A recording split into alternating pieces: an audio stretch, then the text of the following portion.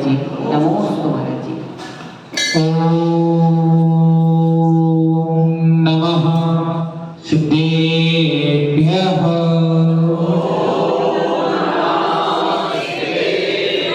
ओम नमः सिद्धेभ्यः। ओम नमः सिद्धेभ्यः। वादिनाथ भगवान की, वो चंद्रपुर भगवान की, वो मुनीश्वरनाथ भगवान की, वो पार्श्वनाथ भगवान की, वो चारित्र चक्रवर्ती आचार्य शांति सागर जी महाराज की, और परम पूज्य आचार्य अभिनंदन सागर जी महाराज की, और परम पूज्य आचार्य श्री वर्धमान सागर जी महाराज की, और परम पूज्य आचार्य श्री विद्यासागर जी महाराज की,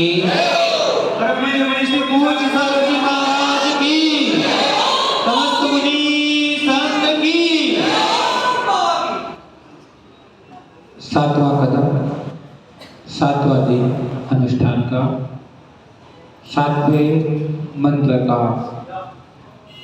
अर्थ आज हम करेंगे। नमो बीज बुद्धिनम, नमो बीज बुद्धिनम। अरे बीज बुद्धि धारक, बीज बुद्धि से सही जिनों को मेरा नमस्कार हो। बीज बुद्धि से सही जिनों को मेरा नमस्कार। मैं पहले भी कह चुका हूं, पुनः अपनी बात को भी कह रहा हूं कि सारे के सारे रीति मंत्रों में अरहतों को नमस्कार किया गया है।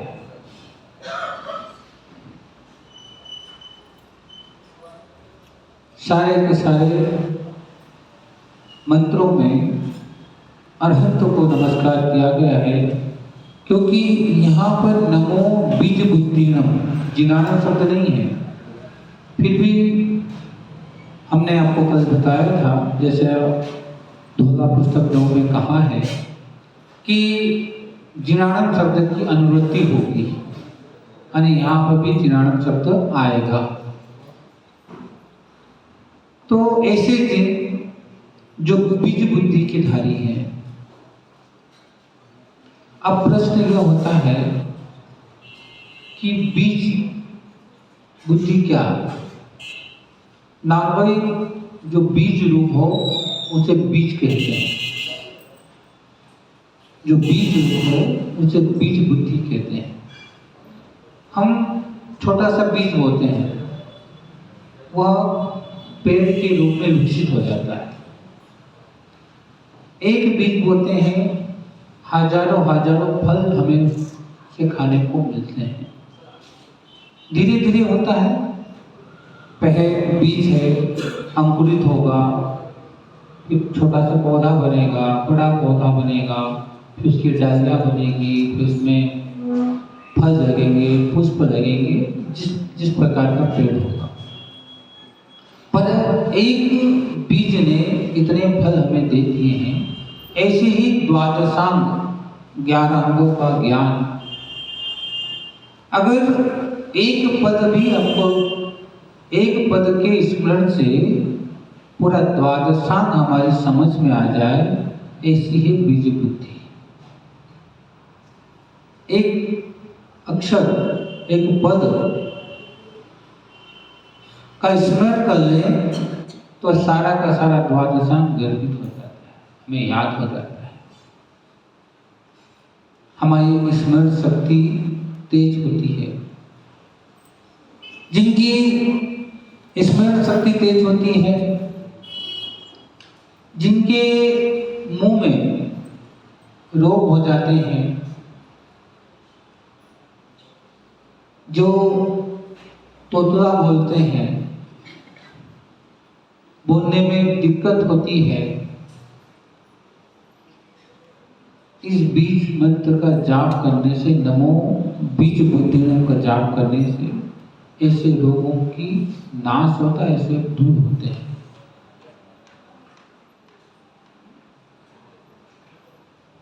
क्योंकि हम उन शब्दों का उच्चारण मुखाग्र बिंद से कर रहे हैं, उस मंत्र का उच्चारण कर रहे हैं जिससे स्मरण शक्ति भी बढ़ती है, श्वास का रोग होता है वो भी दूर होता है।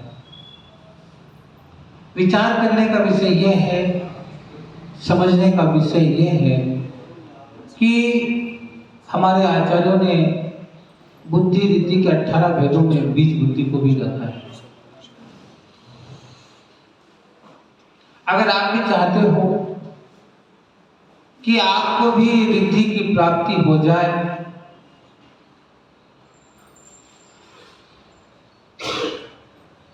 तो हमें इसका स्मरण करना चाहिए, इसका बार बार चिंतन करना चाहिए, बार बार मनन करना चाहिए।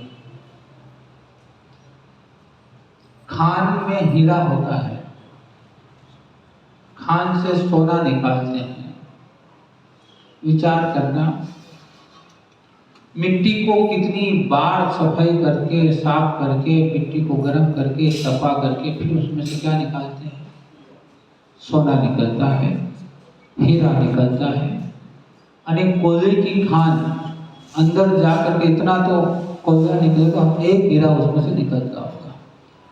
कितनी अंदर गहराई में जाने के बाद हमें वो मिलता है।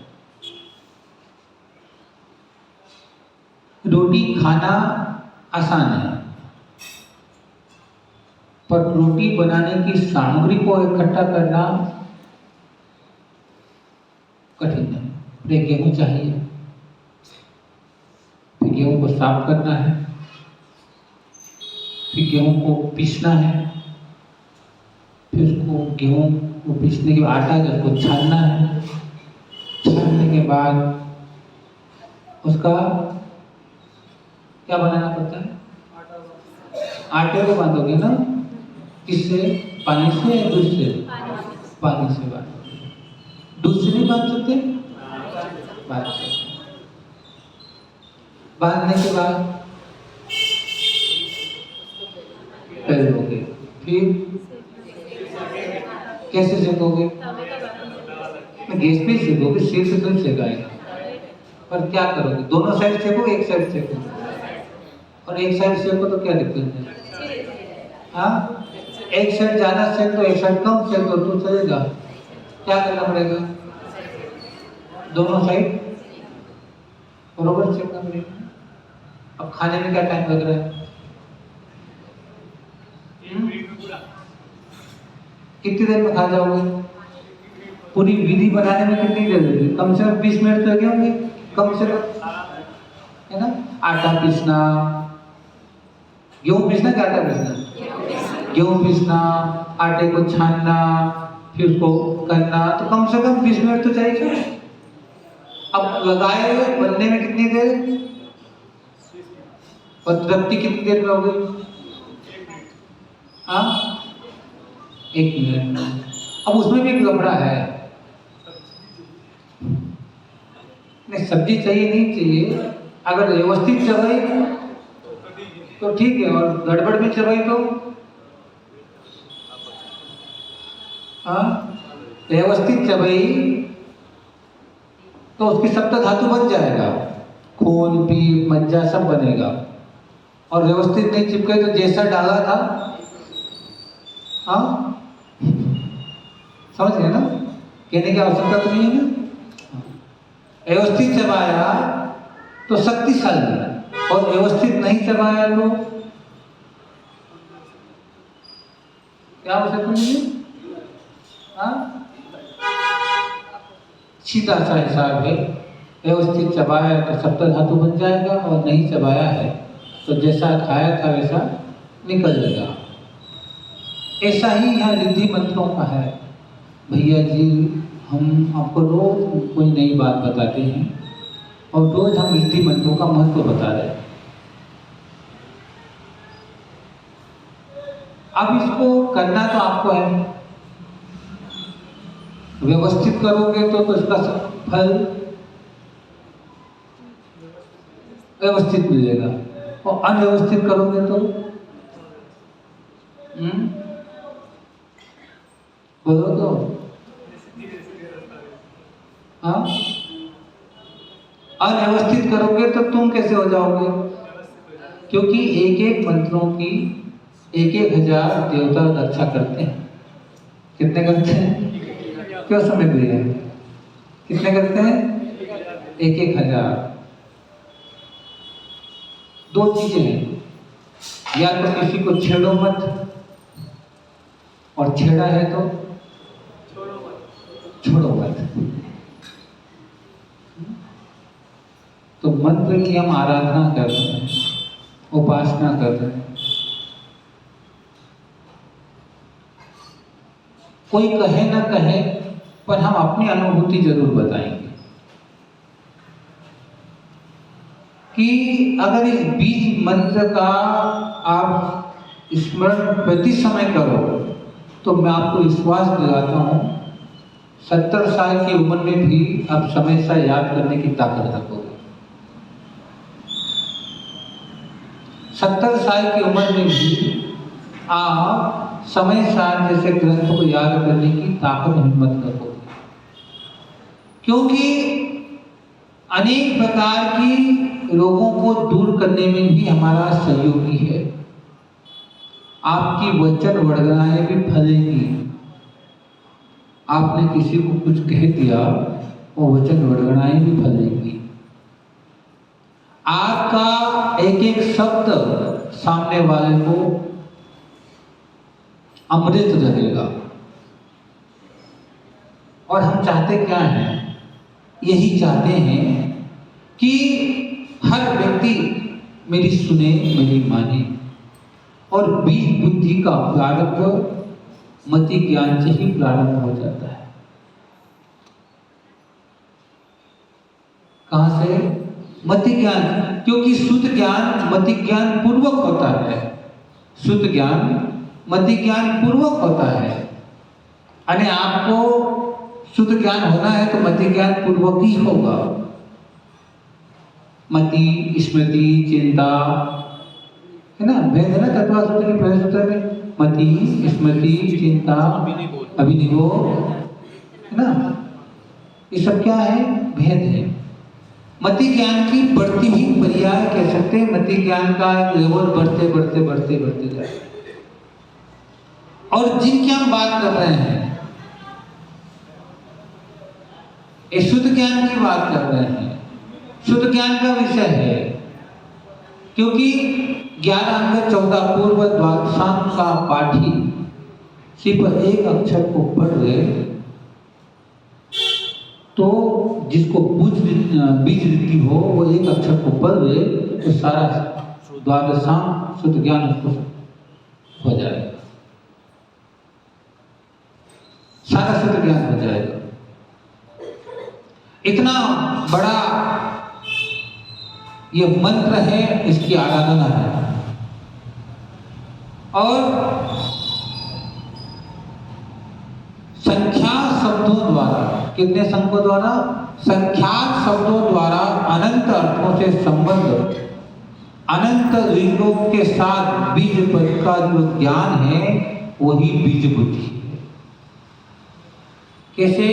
संख्यात शब्दों द्वारा अनंत अर्थों से संबंध रखने वाला अनंत लिंग, हम जब उसको बनाते हैं तो लिंग सब रखता है हमको, तो साथ में बीज पद को जानने वाला जो ज्ञान है वो है बीज बुद्धि।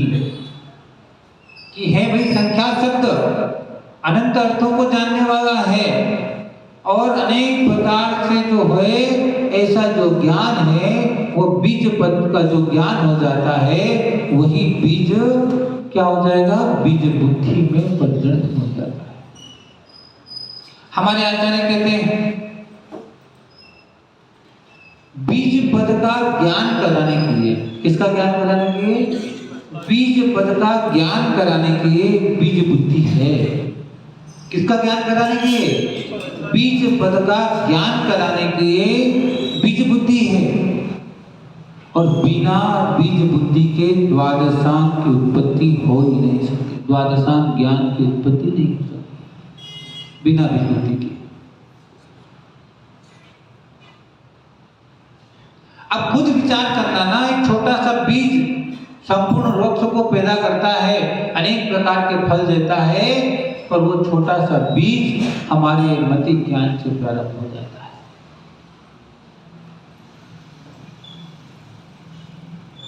मति ज्ञान से मति स्मृति तेज होती है। मति स्मृति चिंता अभिनिबोध,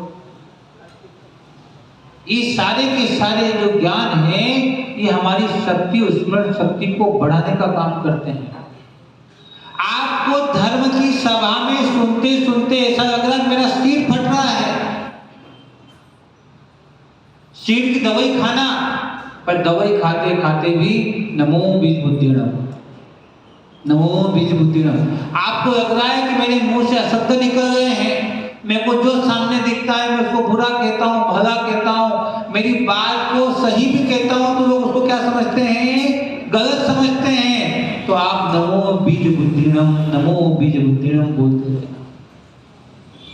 आपको लगता है मैं इतना सुनता हूँ, इतना पढ़ता हूँ, फिर भी मुझे याद नहीं होता है, स्मरण नहीं रहता है, तो नमो बीज बुद्धिणम, नमो बीज बुद्धिणम, नमो बीज बुद्धिणम, नमो बीज बुद्धिणम, नमो बीज बुद्धिणम, नमो बीज बुद्धिणम। जाप करते रहना, मनन चिंतन करते रहना, आपको नियम से स्मरण शक्ति भी बढ़ेगी। अगर मुंह में आपका तोतलापन है वह भी दूर होगा।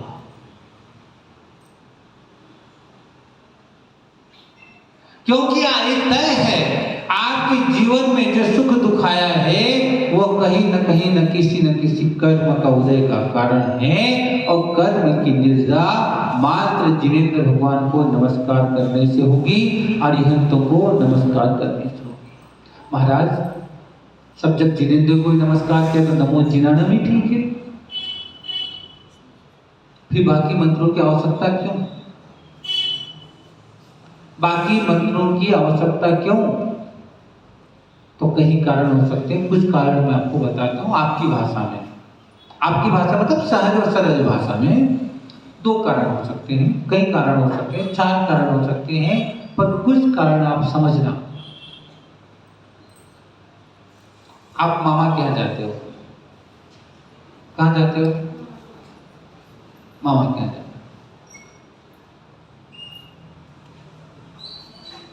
नॉर्मली मामा के यहाँ जाना है तो उत्साह होता है क्या? नॉर्मली मामा के यहाँ जाना हो तो उत्साह होता है, नहीं होता है? नहीं होता है ना सर। पर मामा जी के यहाँ उनके बेटे का बर्थडे है, उत्साह होगा?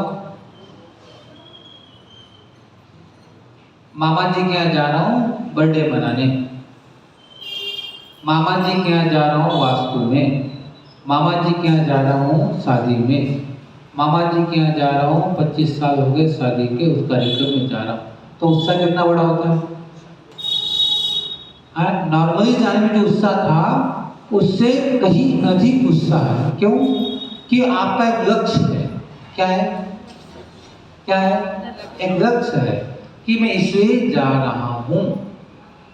तो आचार्य भी कहते हैं कि इतने मंत्र हैं, और आचार्य जानते थे कि 5वें काल, 4थे काल के बाद 5वां काल आ गया तो सारे प्राणी दुखी होंगे, और संसार में तो ऐसी बीमारी नहीं होगी जो किसी को होने वाली नहीं हो, कोई न कोई की बीमारी से, दुख से दुखित रहेगा।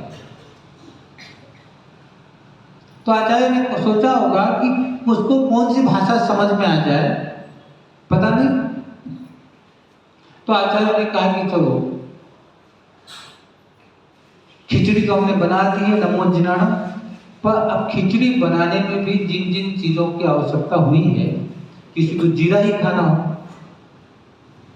क्या किसी को नमक ही खाना हो, किसी को मूंग की दाल ही खाना हो, किसी को चावल ही खाना हो, तो ये सारे मंत्र भी ऐसे ही हैं कि आपको लग रहा है कि मेरे सब कुछ ठीक है, सिर्फ मेरी स्मरण शक्ति या मेरी तोतलापन चला जाए। तो आचार्य ने कहा नमो बीज बुद्धिणम,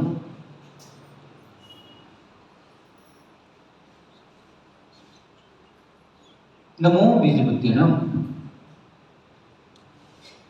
कि बीज बुद्धि का आपका कॉन्सेप्शन हो गया, आपका एक जगह लक्ष्य हो गया कि मुझे इसे ही करना है। और मैं आपको कहता हूं कोई सा भी जाप करने बैठ जाना ऊपर एक सामने स्लीप रखना कि आप जाप क्यों कर रहे हो, आप जाप पढ़ रहे हो, स्लीप को देखते जाओ।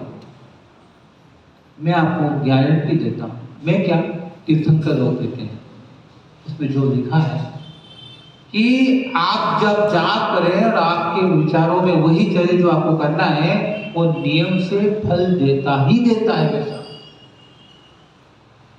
और उसका सबसे अच्छा प्रैक्टिकल, मुझे नाम याद नहीं, बहुत पुरानी बात है, कोई हीरोइन थी, उसकी बेटी को कैंसर हो गया।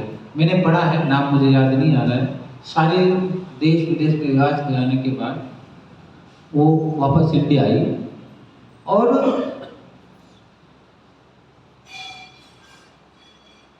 उसने वहां पर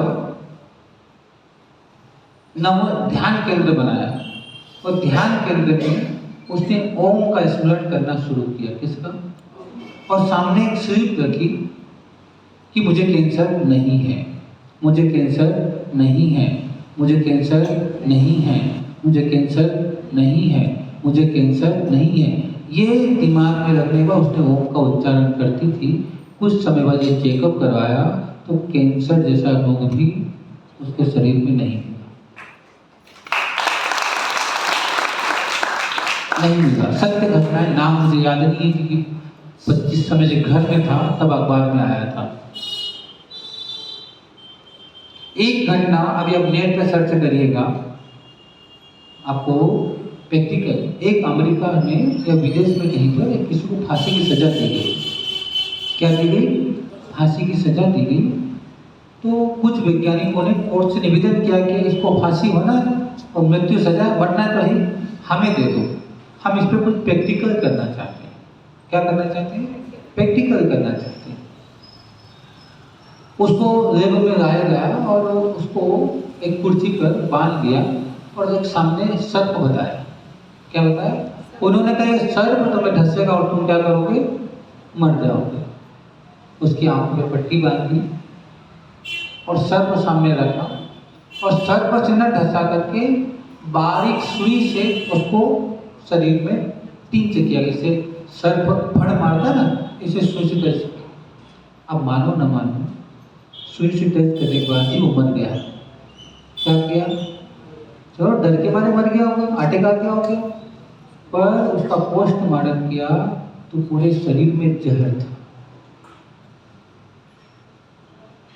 क्या था? पूरे शरीर में जहर था। ये तो नेट पे मिल जाएगा, एक इंग्लिश अखबार में छपा है। अब सोचो, उसने कुछ क्षण, ज्यादा ज्यादा 5 मिनट की बात होगी, 5 मिनट में उसने अपने अंदर ही अंदर जहर बना लिया। चाहे सुई की चुभने से मरा हो, पर क्या हुआ? शरीर में पोस्टमार्टम किया तो क्या निकला? जहर निकला। विचार करो कि आप जिस मंत्र का 1-1 घंटा, 1.5 घंटा, 2-2 घंटे जाप करते हो और वो जाप में आपका मन वहीं लगा है शरीर में, बस मेरा ये ठीक हो जाए, मेरी बुद्धि ठीक हो जाए, नमो बीज बुद्धि नम, मेरा तत्वापन दूर हो जाए, नमो बीज बुद्धि नम, मेरी स्मरण शक्ति बढ़ जाए, मेरा श्वास बहुत दूर हो जाए। आप करते रहो, जीवन में आपको वो बीमारी तो नहीं होगी, नहीं।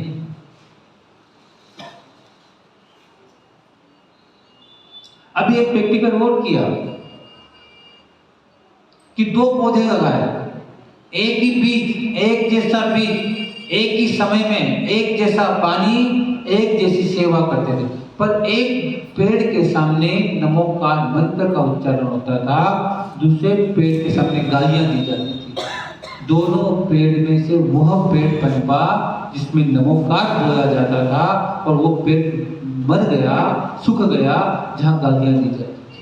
ये भी प्रैक्टिकल है, वैज्ञानिकों ने किया है, अखबारों में पढ़ा होगा, आप नेट पे जाके देखिएगा। सोचो कि आपकी पुद्गल मंत्रों की वर्णनाओं का प्रभाव कितना प्रभावशाली है, कितना प्रभावशाली है कि एक पेड़ को सुखा दिया, एक पेड़ को पनपा दिया, एक कैंसर जैसे रोग को समाप्त कर दिया और जिस व्यक्ति ने विचारों ही विचारों में अपने शरीर में जहर बना दिया।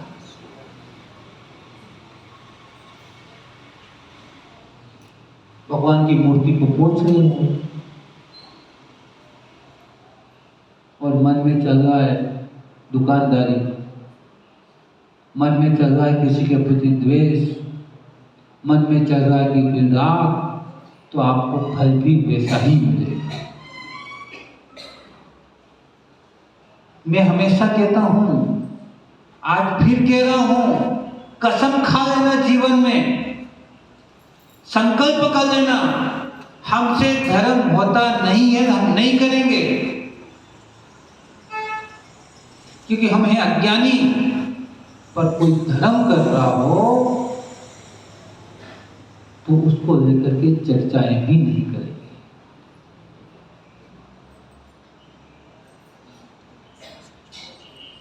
क्योंकि जो वर्गणाएं हम सोच रहे हैं, जो वर्गणाएं हम कर रहे हैं, किसी पर इफेक्ट पड़े ना पड़े तो उसका इफेक्ट हमारे अंदर जरूर पड़ता है। सब दूर की छोड़ो ना, हमें तो बहुत सिर फट रहा है, बहुत पैर दुख रहे हैं। आपको जिस डॉक्टर के पास वहां गए, डॉक्टर साहब ने इधर कान में खोसा, एक इधर लगाया, एक इधर लगाया, तो पीछे कुछ नहीं है, आधी बीमारी वहां साफ करके घर आ जाओ। आते हो नहीं आते हो? क्यों?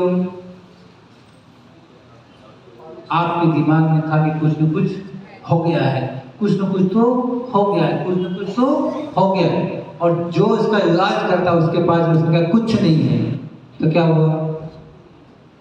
कितना सुख मिलता है। जितने दुख से गए थे उससे आधा दुख वही छोड़ा है, और सुखी सुखी कैसे आ गए?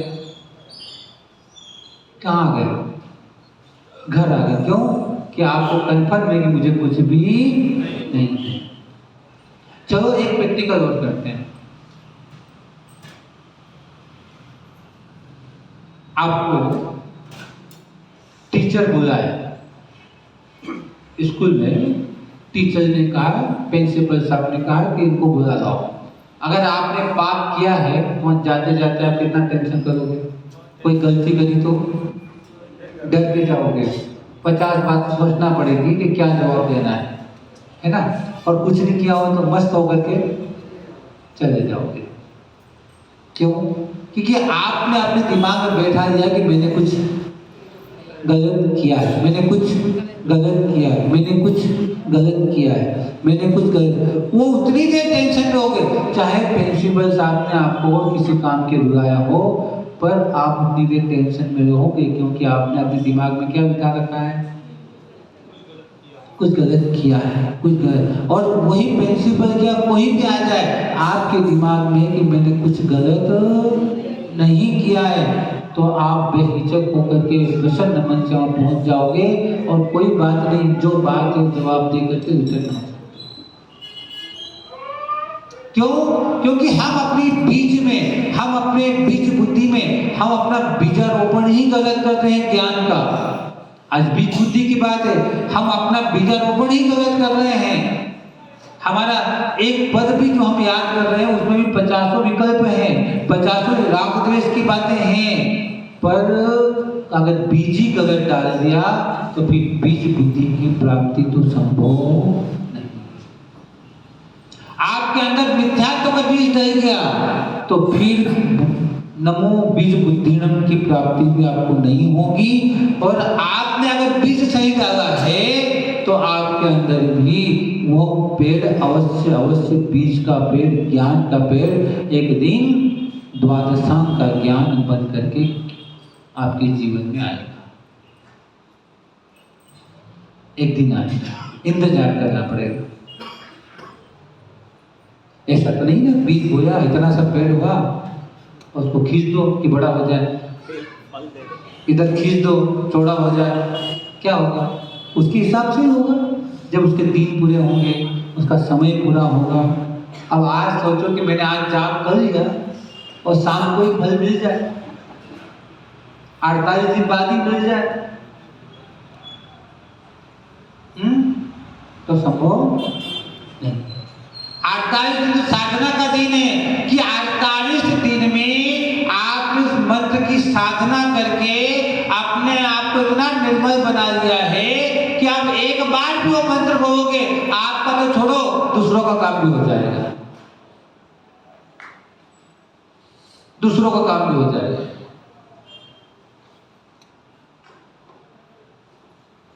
पुद्गल वर्गणाओं का इतना फर्क है, कहते ना जितना गहरा बाण शब्दों का होता है उतना बाणों का, बाण का तो भर जाए पर शब्दों का जीवन में भरता नहीं, दिखाई नहीं देता तो भरता भी नहीं है, और बाण का तो हम भर देंगे, सुखा देंगे, गोलियां का, पर शब्दों का बाण अगर एक बार चुभ जाए तो फिर भरता है।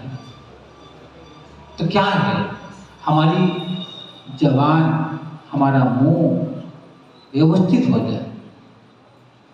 बीज बुद्धि की बात कर रहे हैं, बीजारोपण अच्छा हो, वो व्यवस्थित हो।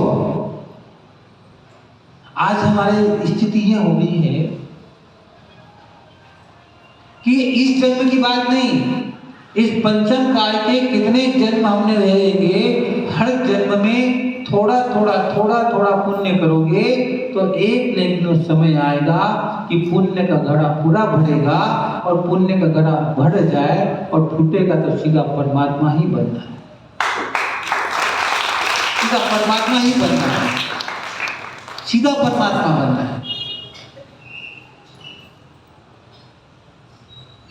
भैया इतना दूध होता है, कितना दूध होता है, इतने दूध को जमाते हैं, जमाने के बाद मक्खन कितना बनता है, इतना बनता है, इतना दूध, इतना दही, मक्खन इतना, और घी इतना।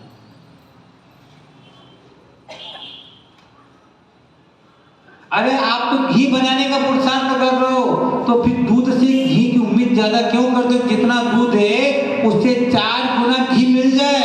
और भैया जितना दूध है उससे तो 10% भी घी नहीं मिलेगा। 1 किलो दूध में कितना घी बनता है? 1 किलो घी में 450 ग्राम बन जाएगा। वाह भाई, ये कौन सी फैक्ट्री है? कितना? 250 ग्राम मावा। 1 किलो दूध में 250 ग्राम मावा। अब 250 ग्राम मावे में से भी घी निकालना है। 50 ग्राम 100 ग्राम में घी नहीं बनेगा। आज करना 250 ग्राम 400 ग्राम, पता नहीं कौन सी गाय का घी दूध लेके आए कि 400 ग्राम दूध घी बना ले। कौन सी गाय है हमको बता देना। दादाजी सागर से आए कोई गाय, घी देने वाली गाय होती है। सत्येंद्र जी कह रहे हैं कि हमारे गांव में घी देने वाली गाय भी है। विचार करो कि आप इतना पुरुषार्थ करोगे तब जाकर के इतना सा फल मिलेगा। करते इतना है और फल कितना चाहिए? आपने तो भगवान को दुकान समझ रखा है कि एक के साथ एक फ्री चाहिए। विचार करने का विषय है कि हमारी बुद्धि, हमारी बीज की, हम जिसकी बात कर रहे हैं कि हम अगर हमारे जीवन में इतनी सी भी सकारात्मक बात आ गई तो वो नियम से इतना बड़ा फल दे देगी। कितनी सी बात आ गई? इतनी सी बात भी अगर हमारे जीवन में बन गई तो इतना सारा फल हमको देने को तैयार है, पर इतनी सी सकारात्मक बात भी हमारे दिमाग में आती नहीं है। बीज का तो होता है बीज अने बोना। एक बार हम बीज बो दें तो बड़ा हो जाए, इतना सा सब्जेक्ट याद कर लें तो पूरा द्वादशांग याद हो जाए, ऐसी स्मरण शक्ति होनी चाहिए। अभी तो स्मरण शक्ति कैसी है?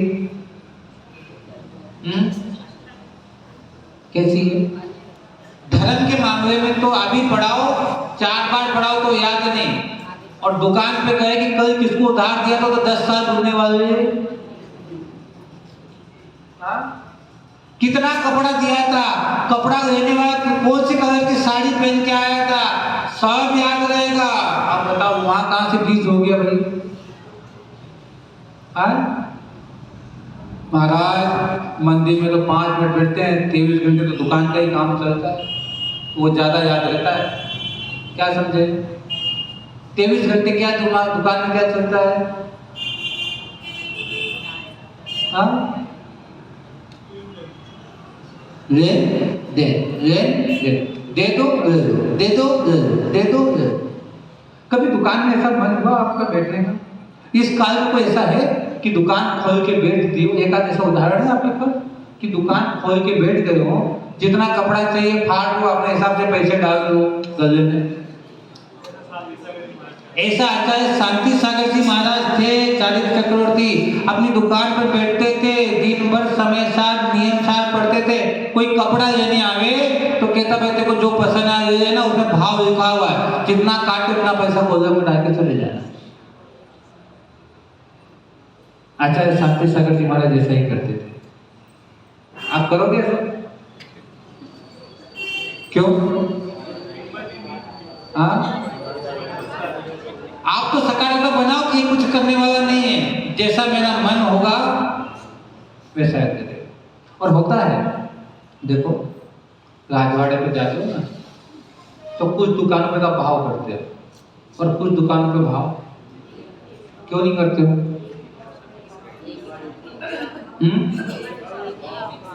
क्योंकि आप 5 साल से जा रहे हो, उसने 1 रुपया भी कभी 5 साल में किसी से कम नहीं किया, तो आपको क्या है वहां पर विश्वास है कि ये कम करने वाला नहीं। और बेचारा भाड़ ठहरे वाला मिल जाए तो 50 रुपए की सब्जी खरीदोगे और 2 रुपए की धनिया।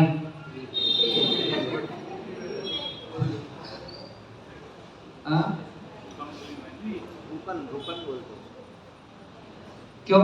क्योंकि आपके दिमाग में बैठा हुआ धनिया तो फ्री में आता है। क्या बैठा हुआ है? आप धनिया फ्री में आता है। तो आपने बीजी गलत बोल दिया। घर से निकले बेटे को सिखा के भेजा सब्जी लाना तो धनिया के पैसे देकर मत आना। क्या फ्री में देगा?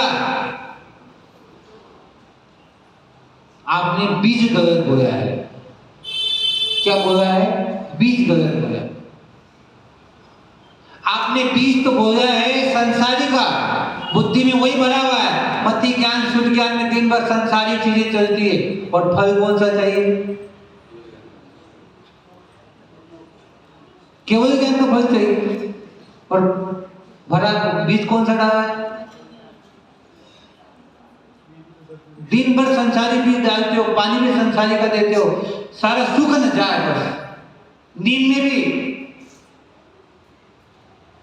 में भी एक ही बात, उठो तो सबसे पहले क्या याद आता है? ईमानदारी से बता, उठते क्या देखते हो? हाँ, मोबाइल में भी क्या देखोगे?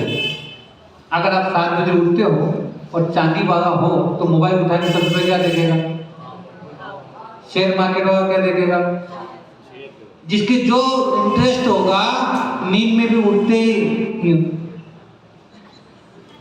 आंख नहीं खुली हो तो भी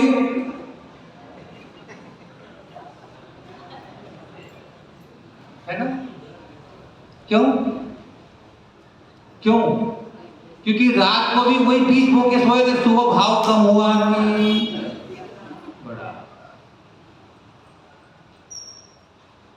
विचार करना कि आज हम बीज बुद्धि की बात कर रहे हैं और बीज बुद्धि हमारे अपने आप में बहुत बड़ा मंत्र है। इससे मंत्र है कि आज बोने की बात कर रहे हैं, जितने भी हुए इसके पहले के, क्योंकि इसकी शुरुआत ही मति ज्ञान से होगी और जब तक मति ज्ञान नहीं होगा, जब तक केवल ज्ञान होना संभव नहीं है। और मति ज्ञान पूर्वक ही शुद्ध ज्ञान होता है। मति सुतम मति पूर्वक सुतम मति पूर्वक द्वैनिक द्वादश भेदम। विचार करना, ये बीज खरीदने की दुकान है। अब यहाँ मंदिर में आकर बैठे हो, क्या खरीदना है सोच रहे हो कि बस मंदिर में आ गए, 20 रुपए का नारियल चढ़ा दिया, 10 रुपए की बादाम चढ़ा दी, 25 रुपए का चावल चढ़ा दिया। अब खरीद क्या ले रहे हो ये तो समझो। क्या खरीदने आए हो? मंदिर में आए किसी ने कलश देखे, किसी ने भगवान की बड़ी मूर्ति देखी, किसी ने चेहरा देखा, किसी ने महाराज को देखा कि कैसे बैठे हैं, किसी ने देखा कि कौन आया कौन नहीं आया। तो क्या खरीदने आए थे? गए थे तो सोने की दुकान पर, और वहां सोने की दुकान वाले ने कहा, भाई तूने जो आज कचरा निकाला वो सब मुझे दे दे। कहाँ गए थे? सोने की दुकान पर गए और खरीद के क्या लाए कि तूने जो कचरा निकाला। तो आप समझदार हो गया। कैसे हो फिर? ज्यादा समझदार हो फिर कैसे हो?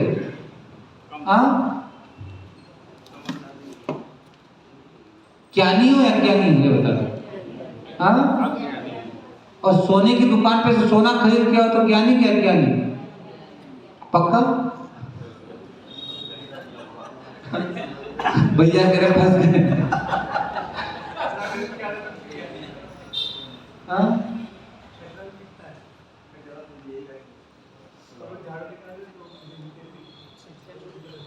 अब विचार करना कि जो कचरे में से भी सोना निकाल वो समझदार, या जो दुकान से खरीद लिया वो समझदार? बताओ, जो दुकान से सोना खरीद लिया वो समझदार, या भैया कहाँ गए? तो वहां क्या करते थे? ज्यादा हो गई थी। इसके अंदर परमात्मा आ गया था, तो इसने कहा वैसे उठने में फायदा है ना? क्या नाम है भैया?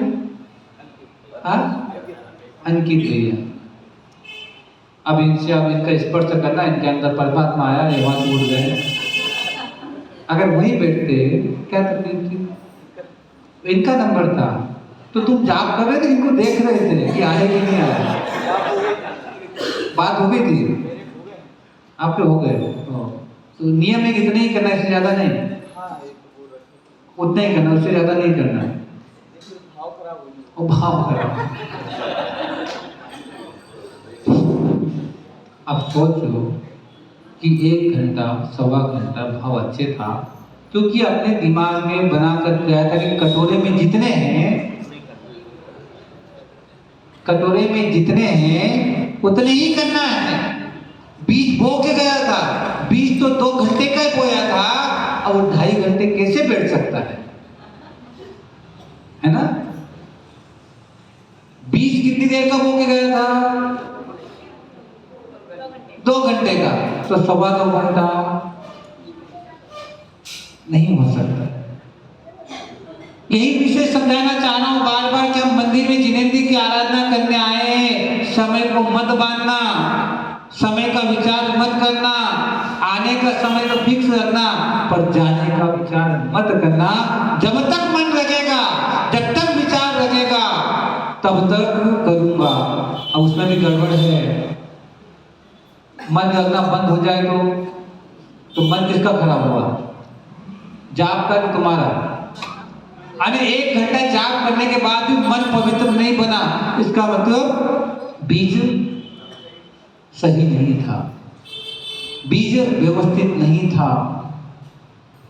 उस बीज बुद्धि को प्राप्त करने के लिए मुनि जब बनेंगे तब बनेंगे, क्योंकि मुनियों को ही होगी। जब भी विद्या होगी मुनियों को होगी, और मुनि बन करके बीज बुद्धि मुनि बन करके हम परमात्मा भी बन सकते हैं। तब हमको कहेंगे नमो बीज बुद्धि नम।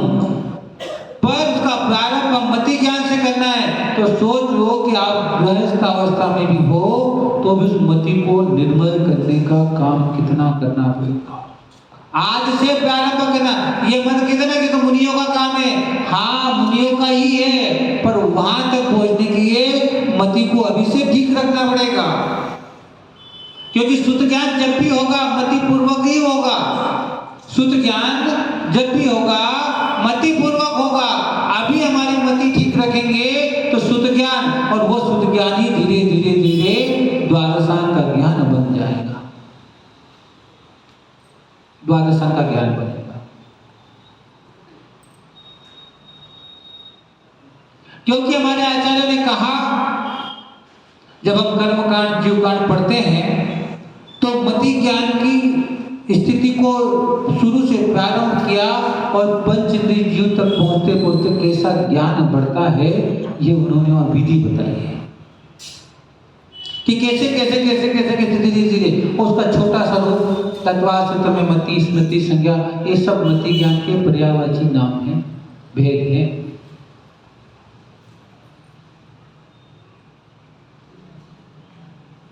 ये सब का सब हमारे अंदर अभी से जैसे जैसे हमारी परिणति बनेगी, जैसे जैसे हम अपने विचारों को बनाएंगे, जैसे जैसे हमारी बुद्धि बनेगी, जैसे जैसे हमारे अंदर बीज गिरेगा वैसे वैसे वो पनपना प्रारंभ हो जाएगा। तो आप भी अपने जीवन में व्यवस्थित बीज डालने का पुरुषार्थ करें। मंदिर में आए हैं, हमें यहाँ से क्या लेकर के जाना है, कौन सा बीज डालना है। हम पूरी भूमि हैं, हम भूमि हैं। अब मंदिर में आकर के हम व्यवस्थित दुकान पर आए हैं और यहाँ हमें कौन सा बीज खरीदना है कि मेरी भूमि हरी भरी हो जाए, मेरी भूमि ज्ञान, मेरा ज्ञान प्रकट हो जाए।